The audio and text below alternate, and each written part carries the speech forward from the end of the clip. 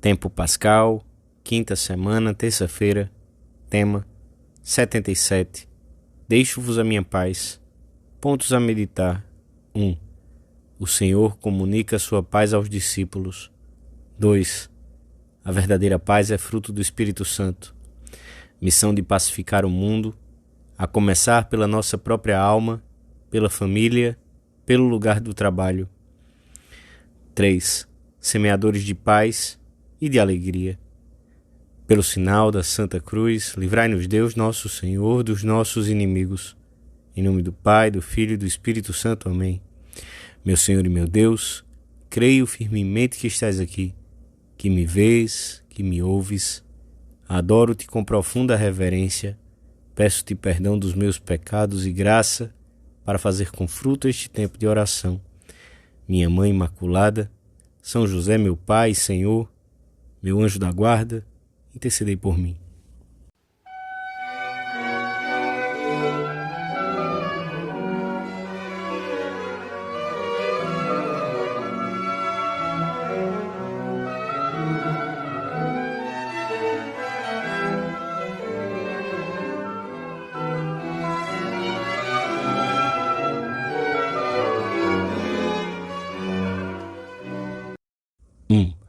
O Evangelho da Missa refere uma das promessas que Jesus fez aos seus discípulos mais íntimos na última ceia e que se cumpririam após a sua ressurreição. Deixo-vos a paz, dou-vos a minha paz, não vou-la dou como a dá o mundo. E depois, na mesma ceia, repetiu-lhes: disse-vos estas coisas para que tenhais paz em mim. No mundo, à vez de ter aflições, mas confiai, eu venci o mundo. Agora, depois da ressurreição, Jesus apresenta-se diante deles e diz-lhes: Pax vobis, a paz esteja convosco. Dilo, sem dúvida, com o mesmo acento inesquecível das outras ocasiões. E com essa saudação amistosa, dissipam-se o temor e a vergonha que vinham pesando sobre os apóstolos depois de se terem comportado covardemente durante a paixão. Com essa saudação, com essa expressão acolhedora, estabelecia-se o ambiente de intimidade em que Jesus lhes comunicava sua própria paz. Desejar a paz era a forma usual de saudação entre os hebreus. Os apóstolos mantiveram essa prática conforme vemos pelas suas cartas, e o mesmo fizeram os primeiros cristãos, segundo consta das inscrições que nos deixaram.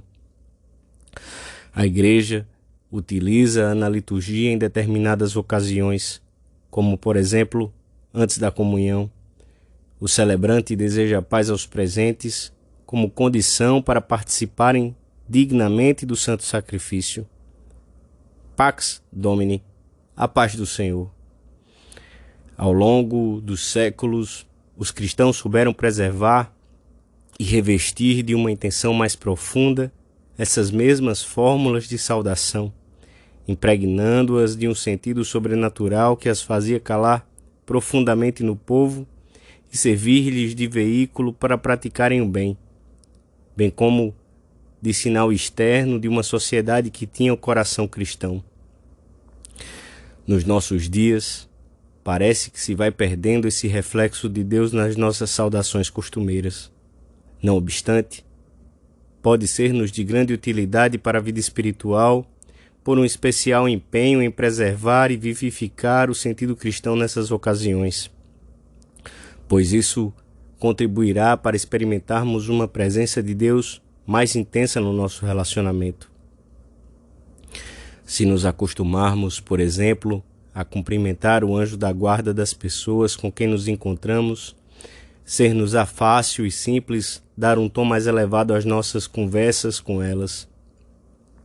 Não percamos o sentido sobrenatural nas situações habituais do dia a dia. E disse-lhes: a paz esteja convosco. Deveria dar-nos vergonha, diz São Gregório Nazianzeno, prescindir da saudação da paz que o Senhor nos deixou quando ia partir deste mundo. Sejam quais forem as palavras com que cumprimentamos habitualmente as pessoas, sempre podem servir-nos de meio para vivermos melhor a fraternidade com elas, para rezar por elas e dar-lhes paz e alegria, como o Senhor fez com os seus discípulos. Pois assim que a voz da tua saudação chegou aos meus ouvidos, a criança estremeceu de alegria no meu seio. O sobressalto de alegria sentido por Isabel sublinha o dom que pode estar contido numa simples saudação, quando parte de um coração cheio de Deus. Quantas vezes as trevas da solidão que oprimem uma alma podem desfazer-se sob o raio luminoso de um sorriso ou de uma palavra amável.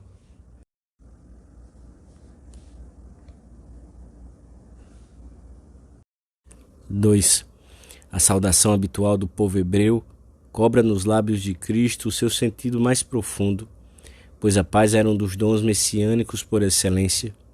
Era frequente que o Senhor se despedisse daqueles a quem tinha feito algum bem com estas palavras: vai em paz. Confia aos discípulos uma missão de paz. Em toda casa em que entrardes, dizei primeiro: paz a esta casa. Desejar a paz aos outros, promovê-la ao nosso redor, é um grande bem humano, e quando animado pela caridade é também um grande bem sobrenatural. Ter paz na alma, condição para poder comunicá-la, é sinal certo de que Deus está perto. É além disso um fruto do Espírito Santo. São Paulo exortava com frequência os primeiros cristãos a viverem com paz e alegria. Vivei com alegria, vivei em paz, e o Deus do amor e da paz estará convosco. A verdadeira paz é fruto da santidade, do amor a Deus, da luta por não deixar apagar esse amor sob o peso das tendências desordenadas e dos pecados. Quando se ama a Deus, a alma converte-se numa árvore boa que se dá a conhecer pelos seus frutos. As ações que realiza revelam a presença do Paráclito, e na medida em que causam uma alegria espiritual, chamam-se frutos do Espírito Santo.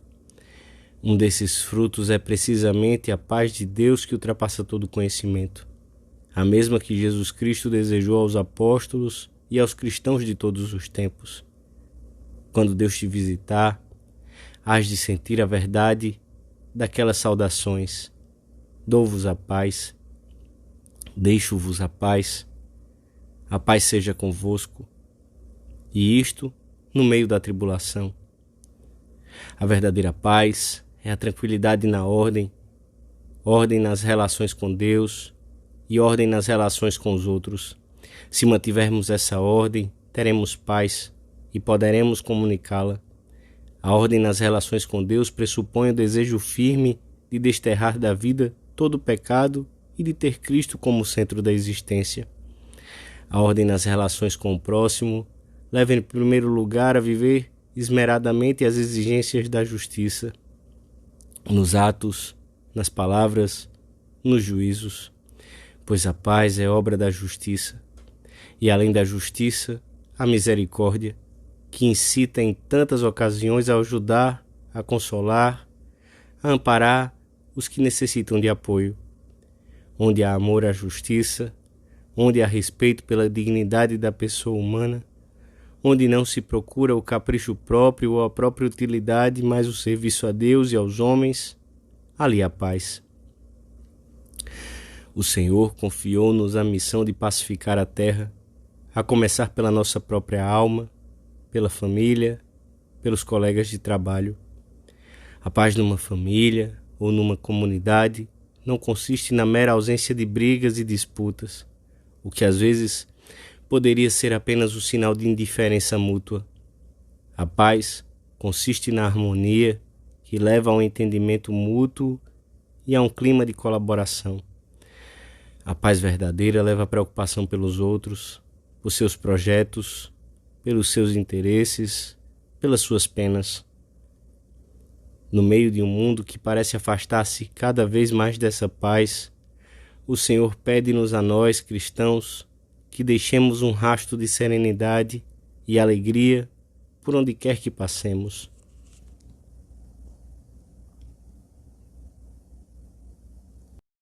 Três. Cristo é a nossa paz, disse ele há 20 séculos. Deixo-vos a paz, dou-vos a minha paz, e repete-o a cada um de nós, para que o apregoemos com a nossa vida por todo o mundo, por esse mundo talvez pequeno, em que decorre diariamente a nossa existência.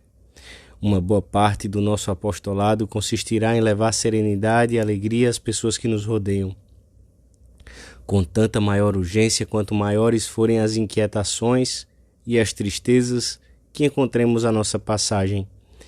Dever de cada cristão é levar a paz e a felicidade pelos diversos ambientes da terra, numa cruzada de fortaleza e de alegria, que sacuda até os corações murchos e apodrecidos e os levante para ele.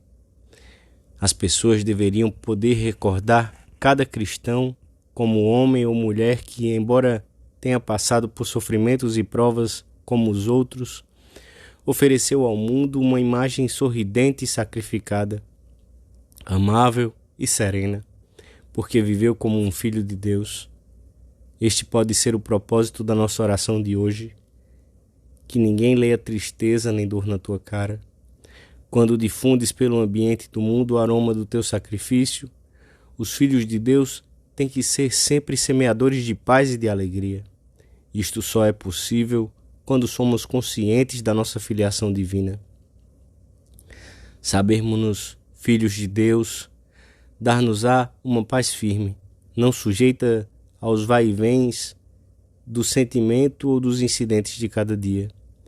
Manter essa disposição aberta e amistosa perante os outros exigirá de nós que lutemos seriamente contra as possíveis antipatias, que têm a sua origem num relacionamento pouco sobrenatural, contra as asperezas do caráter que destroem a paz do ambiente e que são indício de falta de espírito de sacrifício, contra o egoísmo e o comodismo, que são sérios obstáculos para a amizade e para a ação apostólica.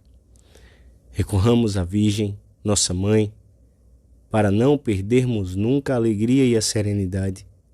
Santa Maria é, assim invoca a Igreja, a Rainha da Paz.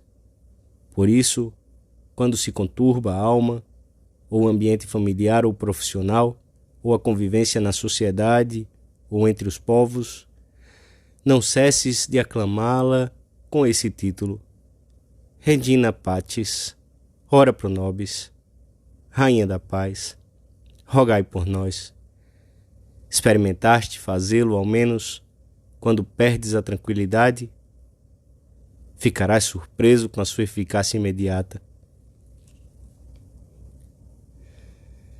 Dou-te graças, meu Deus, pelos bons propósitos, afetos e inspirações que me comunicaste nesta meditação. Peço-te ajuda para os pôr em prática. Minha Mãe Imaculada, São José, meu Pai, Senhor, meu anjo da guarda, intercedei por mim.